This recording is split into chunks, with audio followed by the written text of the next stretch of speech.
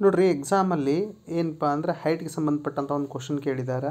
ಸ್ನೇಹಾಳು ಪ್ರೇಮಾಳಿಗಿಂತ ಏನಪ್ಪ ಅಂದರೆ ಸ್ನೇಹನ ನಾನು ಏನಪ್ಪ ಅಂದರೆ 1 ಅಂತ ತಗೋತೀನಿ, ಪ್ರೇಮಾಳನ್ನು 2 ಅಂತ ತಗೋತೀನಿ.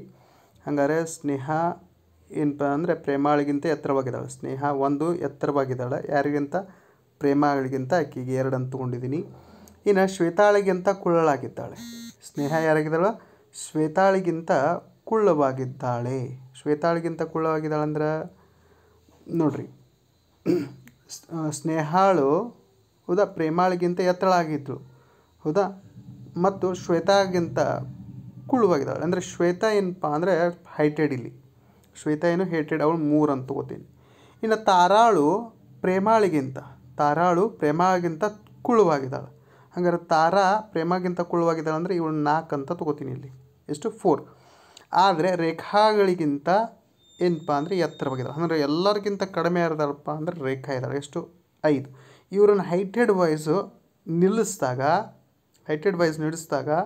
ಮಿಡಲ್ ಹೈಟ್ ಯಾರ್ದು ಬರ್ತದೋ ಅಂತ ಕೇಳಿದಾರೆ ಅವರು ಹೌದಾ. ಎತ್ತರಕ್ಕನುಗುಣವಾಗಿ ಸಾಲಿನಲ್ಲಿ ನಿಲ್ಲಿಸಿದಾಗ ಮೊದಲು ಯಾರು ಬರ್ತಾರೆ? ಶ್ವೇತಾ ಬರ್ತಾಳೆ. 2ನೇದು ಪ್ರೇಮ ಬರ್ತಾಳೆ. ಆಮೇಲೆ 3ನೇದು ಯಾರು ಬರ್ತಾರೆ?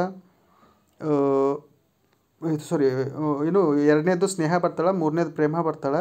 ಆಮೇಲೆ 4ನೇದು ಯಾರು ಬರ್ತಾಳಪ್ಪ ಅಂದರೆ ತಾರಾ ಬರ್ತಾಳೆ. 5ನೇದು ರೇಖಾ ಬರ್ತಾಳೆ. 5ನೇದು ಏನಾಗ್ತಾಳೆ? ರೇಖಾ ಬರ್ತಾಳೆ. ಹಾಗಾದ್ರೆ ಇವ್ರನ್ನ 3 ಜನನ ಹೈಟ್ ವೈಸ್ ನಿಲ್ಲಿಸಿದಾಗ ಮಿಡಲ್ ಬರೋರು ಯಾರಪ್ಪ ಅಂದರೆ 2 ಯಾರು? ಪ್ರೇಮ. ಹಾಗಾದ್ರೆ ನಮ್ಮ ಸರಿಯಾದ ಉತ್ತರ ಆಪ್ಷನ್ ಸಿ ಪ್ರೇಮ.